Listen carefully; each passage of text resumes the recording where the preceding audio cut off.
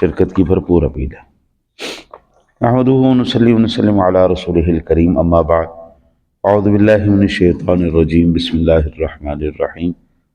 الا ان اولیاء اللہ لا خوف علیہم ولا هم یحزنون۔ سنو، اللہ کے ولیوں پر نہ کوئی خوف ہوگا اور نہ وہ غمگین ہوں گے۔ الذین آمنوا وکانوا یتقون، جو ایمان لائے اور ہمیشہ متقی رہے۔ ان آیات مبارکہ کے ضمن میں حضرت سیدنا عمر فاروق اعظم رضی اللہ تعالیٰ عنہ کی ذات گرامی کا تذکرہ چل رہا تھا جی۔ حضرت عمر فاروق اعظم رضی اللہ تعالیٰ عنہ فرماتے ہیں کہ اگر آسمان سے یہ منادی کر دی جائے، اے لوگو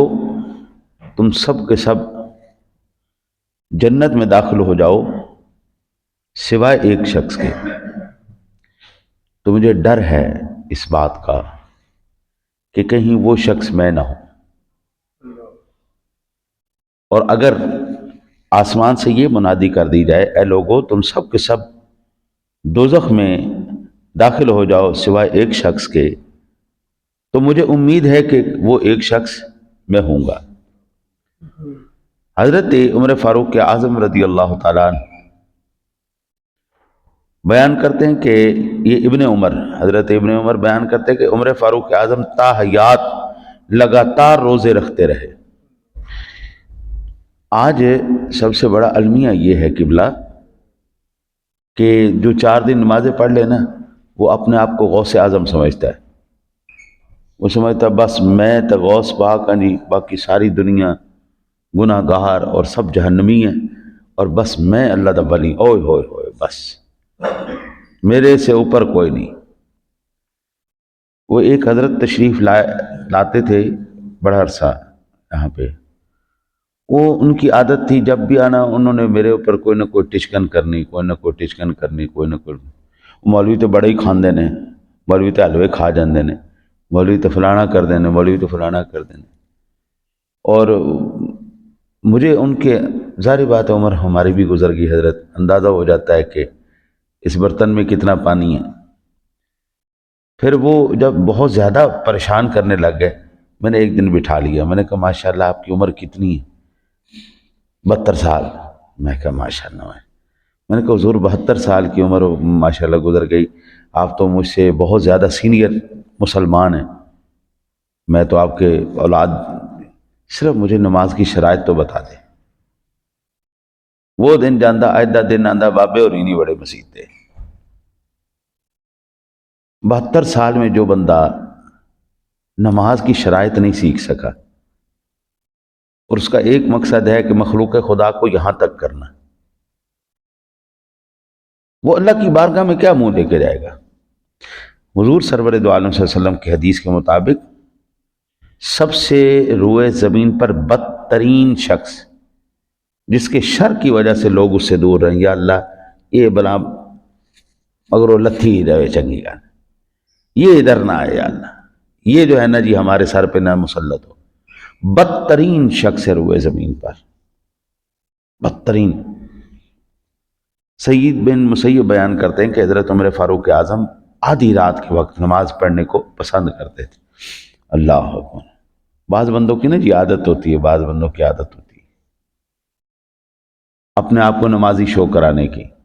وہ نماز اسی وقت پڑھیں گے جب لوگ اس کو دیکھ رہے ہوں گے، فون پہ بات کریں گے نا جی، حضرت کیا حال ہے، کیا کر رہے ہیں؟ او یار میں ہنے نماز پڑھ کے آیا سا۔ اچھا جی، پھر کبھی بات ہو جائے کہ حضرت کھانے کا کیا پروگرام؟ یار تینوں پتہ ہے میں نماز تو بعد روٹی کھانا ہونا ہے۔ ہر بات میں انہوں نے نماز کو لے کے آنا ہے، اور جب موقع آنا ہے پھر حضرت صاحب نے غائب ہو جانا ہے۔ جب موقع ہوگا،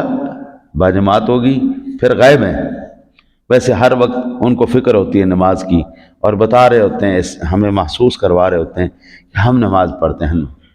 نماز تو خالصتاً بندے اور رب کی ملاقات ہے جی، بندہ اپنے رب سے التجائیں کرتا ہے جی، یہ راز و نیاز کی بات ہے، اور جتنی چھپ کے ہو جائے اتنا اچھا ہو جاتا ہے۔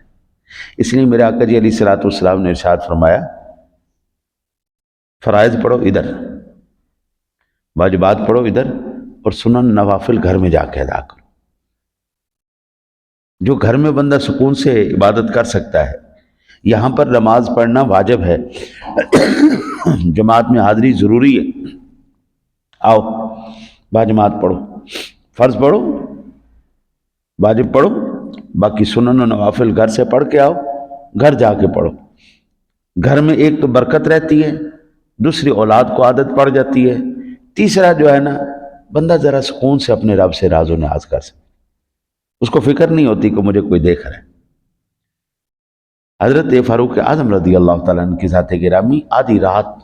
آپ اٹھتے نماز پڑھتے۔ میں نے یہ پہلے روایت آپ کے سامنے عرض کی تھی، حضرت عثمان غنی رضی اللہ تعالیٰ عنہ نے آپ کی بیوہ کے ساتھ شادی صرف اس لیے کی تھی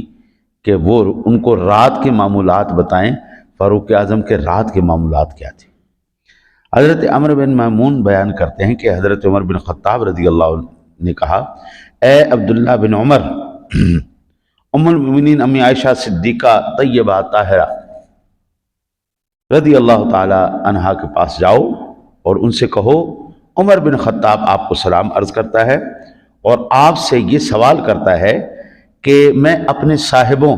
یعنی سرور دو عالم صلی اللہ علیہ وسلم اور ابو بکر کے ساتھ نہ دفن ہو جاؤں۔ یہ جب سیدنا فاروق اعظم رضی اللہ تعالیٰ عنہ زخمی ہو گئے نا جی، زخمی ہو گئے، آپ کو زخمی کر دیا گیا، نماز فجر آپ پڑھا رہے تھے تو ایک بدبخت نے آپ کے اوپر تلوار کا وار کیا، تو آپ نے اپنے بیٹے سے کہا بیٹا ایسا کرو، جاؤ ام المؤمنین امی عائشہ سے جا کے سوال کرو، ان کا حجرہ ہے، کہ اگر آپ مجھے اجازت دیں، ایک طرف حضور کا روضہ انور ہے، ایک طرف صدیق اکبر ہے،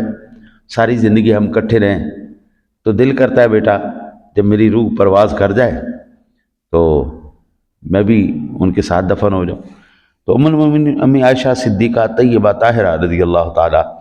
عنہا نے کہا کہ بیٹا وہ جگہ تو میں نے اپنے لیے رکھی تھی کہ ایک میرا شوہر ہے، دوسرا میرا باپ ہے، تیسری میں ہو جاؤں گی، لیکن چلو کوئی بات نہیں، میں اپنے اوپر ان کو ترجیح دیتی ہوں، ان سے کہو ٹھیک ہے میری طرف سے اجازت۔ حضرت عمر فاروق اعظم رضی اللہ تعالیٰ عنہ کی ذات گرامی نے اپنے بیٹے سے کہا بیٹا عبداللہ جب میری روح پرواز کر جائے، جنازہ ہو جائے، میرا جنازہ ان کے دروازے پہ لے جانا، دوبارہ اجازت مانگنا۔ بعض مرتبہ بندہ سیٹ کی وجہ سے، عہدے کی وجہ سے مجبور ہو جاتا ہے کسی کی بات ماننے پر، یعنی میں اس وقت امیر المؤمنین ہوں، شاید میرے رتبے کی وجہ سے وہ مجبور ہو گئیں، تو جب میری نکل جائے، روح نکل جائے، جنازہ ہو جائے، میری میت لے جانا، دروازے پہ رکھ کے پوچھ لینا کہ آپ اگر اجازت دیتی ہیں تو ہم دفن کر دیتے، اگر وہ اجازت دے دیں تو ٹھیک ہے بچے، اگر وہ اجازت نہ دے تو پھر مجھے عام مسلمانوں کے قبرستان میں دفن کر دیں۔ پھر آپ نے وصیت کی میرے بعد جس کو بھی خلیفہ بنا دیا جائے تم سب اس کے احکام کو سننا اور اس کی اطاعت کرنا۔ پھر حضرت عمر فاروق اعظم رضی اللہ تعالیٰ نے نام لیا، حضرت عثمان کا، حضرت علی المرتضیٰ کا، حضرت طلحہ کا، حضرت زبیر کا، حضرت عبد الرحمن ابن عوف کا، حضرت سعد ابن ابی وقاص رضی اللہ تعالیٰ عنہم کا۔ آپ نے یہ نام لیے، ان میں سے جس کو تم پسند کرو تم اس کو خلیفہ بنا لینا۔ تو فاروق اعظم رضی اللہ تعالیٰ عنہ کے بعد حضور کے قرابت کی وجہ سے حضرت عثمان غنی رضی اللہ تعالیٰ عنہ کی ذات گرامی کو پھر خلیفہ مقرر کیا گیا۔ حضرت فاروق اعظم رضی اللہ تعالیٰ عنہ کو اللہ تعالیٰ نے یہ زبردست قسم کی جو ہے وہ طاقت یا کرم کہہ لیں آپ کی ذات پر فرمایا، آپ تقوی اور پرہیزگاری میں اس حد تک تھے، کبھی ایک تنکا اٹھاتے اور فرماتے کاش میں اس تنکے کی طرح ہوتا جس سے کوئی حساب نہ لیا جاتا۔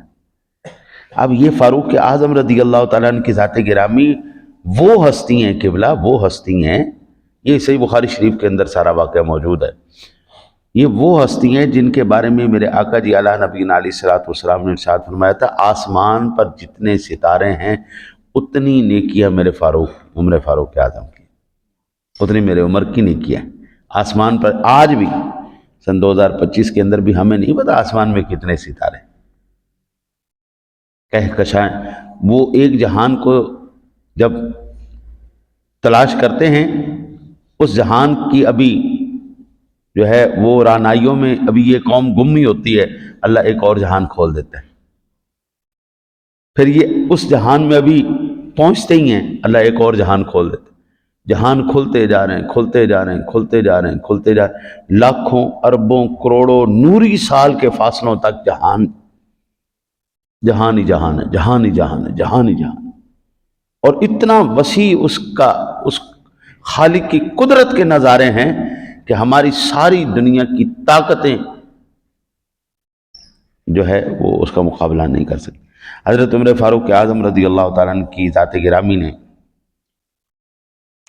آپ نے ارشاد فرمایا کہ جب آپ نے دیکھا ایک تنکے کو زمین سے اٹھا کر کہا، کاش یہ تنکا ہوتا،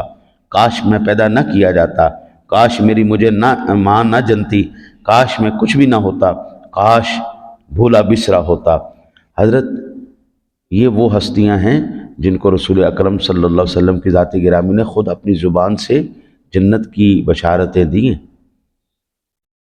جنت کی بشارتیں۔ لیکن آج بھی کچھ لوگ ایسے ہیں جن کو فاروق اعظم رضی اللہ تعالیٰ عنہ کے تقوی پر، جنتی ہونے پر یقین نہیں ہے۔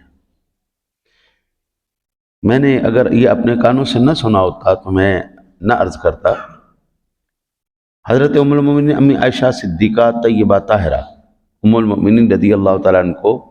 ایک خاص مکتبہ فکر وہ جہنمی معاذ اللہ کہتا ہے، معاذ اللہ زانیہ کہتا ہے،